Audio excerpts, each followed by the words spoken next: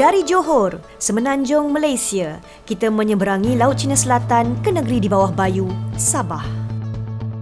Difahamkan, asal-usul nama Sabah dipercayai berasalnya daripada sejenis tanaman iaitu pisang yang dikenali sebagai pisang Sabah, iaitu sejenis buah pisang yang dipanggil Sabah atau Sapah oleh masyarakat Bajau yang sangat popular dibuat pisang goreng.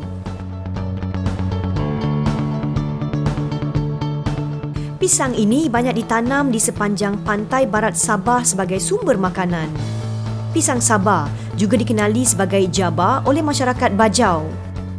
Sejarah negeri Sabah boleh dijejaki semula pada kira-kira 23,000 tahun sehingga 30,000 tahun dahulu dengan terdapatnya bukti penempatan manusia wujud di negeri ini. Sejarah Sabah juga termasuk dalam sejarah Brunei dan sejarah Malaysia yang sebelum ini merupakan sebahagian dari Brunei dan kini Malaysia.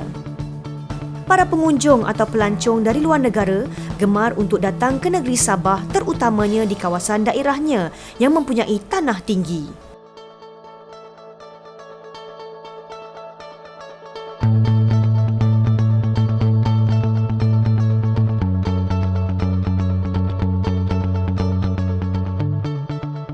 Destinasi pertama dalam penerokaan Kundasang, kita tinjau Pasar Sayur Kundasang.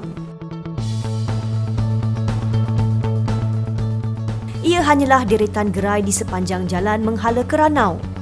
Kebanyakan barang jualannya adalah sayur, buah-buahan, kudapan ataupun anak-anak pokok bunga yang berwarna-warni.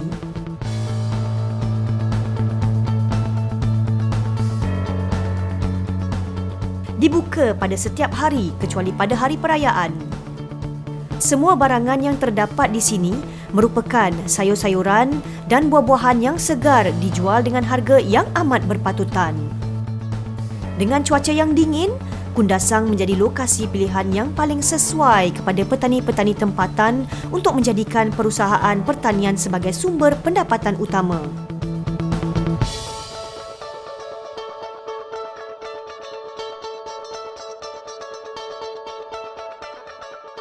Selain sayur-sayuran, buah-buahan dan aneka pokok bunga, daerah Ranau juga terkenal dengan ladang teh.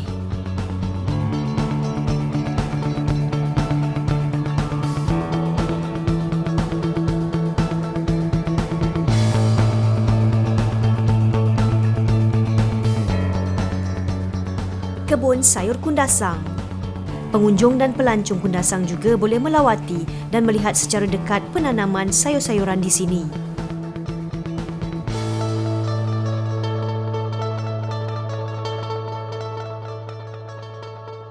Apabila melewati batas-batas sayuran, pengunjung boleh menyaksikan bagaimana sayuran ditanam di batas-batas dan siraman berjadual yang memastikan pokok-pokok yang ditanam cukup nutrisi dan tumbuh dengan sihat.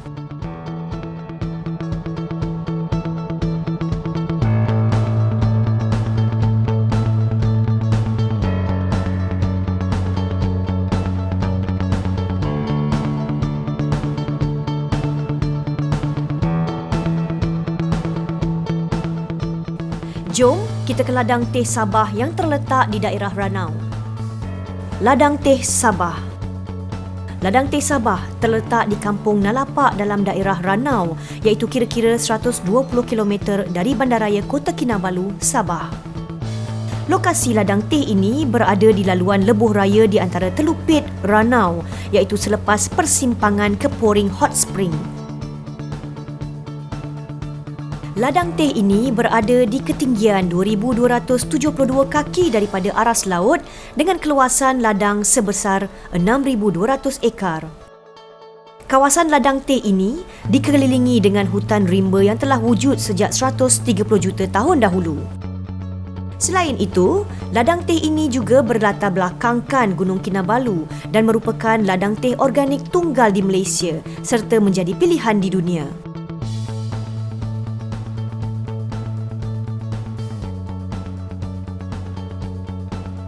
Operasi dibuka pada setiap hari bermula pukul 7 pagi sehingga 8 malam.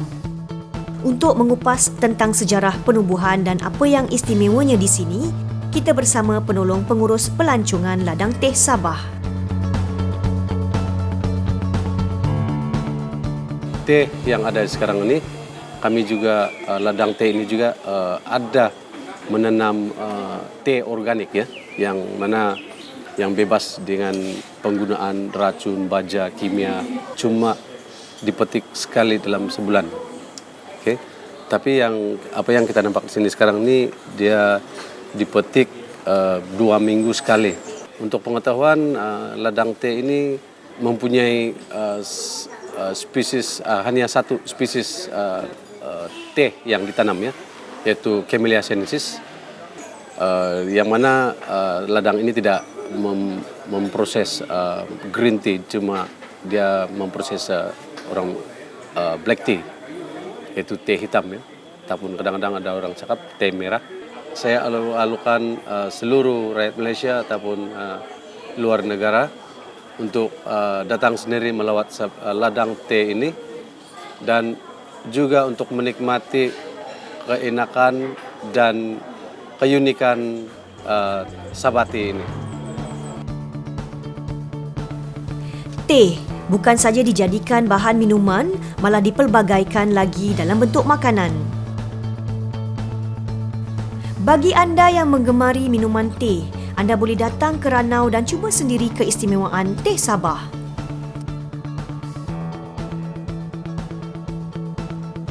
Taman Kinabalu terletak di bahagian utara Pulau Borneo, sebuah taman tertua di negeri Sabah, Malaysia yang telah diwartakan pada tahun 1964. Taman Kinabalu dihiasi oleh Gunung Kinabalu yang tersergam dengan ketinggian 4,095.2 meter yang merupakan gunung tertinggi di antara Puncak Jaya Papua, Indonesia dan Hakabo Razi, Myanmar di Asia Tenggara.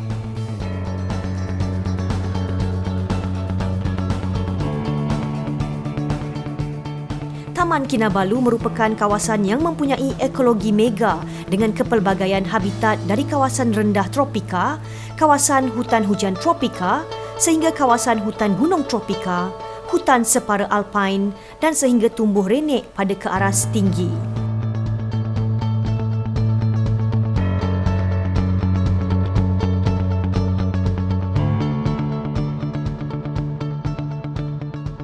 Ia telah dikelaskan sebagai pusat kepelbagaian tumbuhan Asia Tenggara dan amat kaya dengan contoh tumbuhan flora dari Himalaya, China, Australia, Malaysia termasuk tumbuhan tropika sejagat.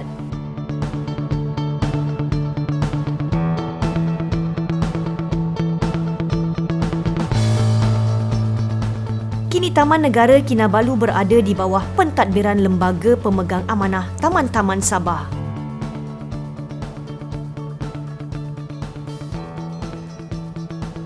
Berhampiran Gunung Kinabalu, anda boleh singgah ke pusat pemeliharaan lembu tenusu yang terkenal di Malaysia.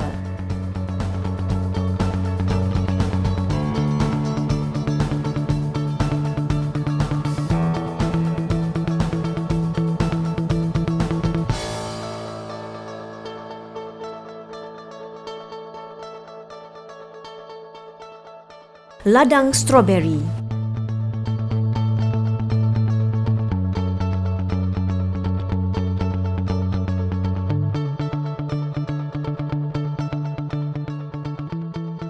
Cuaca Kundasang yang agak sejuk sekitar 20 ke 30 darjah Celsius menyebabkan Kundasang menjadi satu kawasan yang sesuai untuk penanaman pokok stroberi.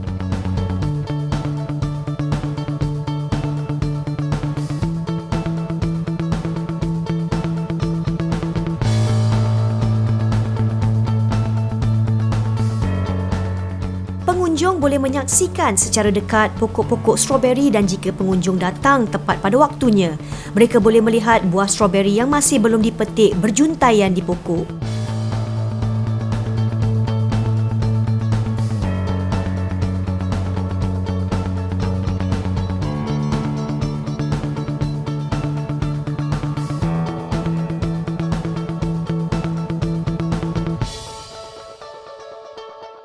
Pelbagai produk dihasilkan daripada stroberi terutamanya jam turut dijual di ladang mahupun di sekitar kawasan Kundasang.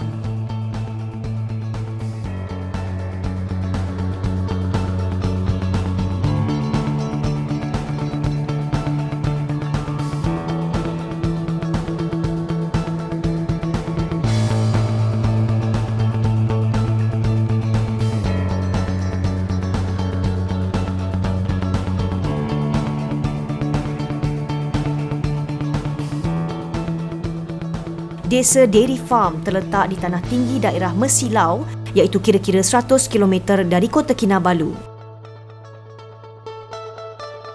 Ladang ini telah menjadi tarikan pelancong yang berduyun-duyun mengunjungi hampir setiap hari untuk menikmati tenusu yang lazat dan segar di samping menikmati pemandangan yang indah.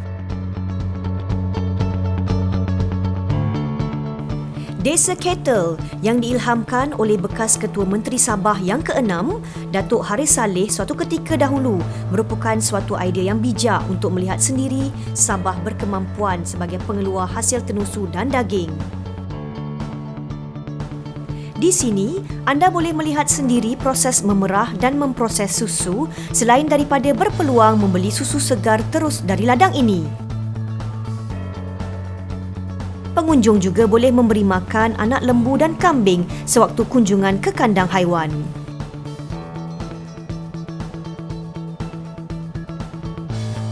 Dengan suhu yang sejuk, anda boleh melihat sendiri keindahan Gunung Kinabalu sekitar pukul 6 pagi sehingga pukul 10 pagi. Selain dari waktu itu, awan mula menutupi wajah Gunung Kinabalu.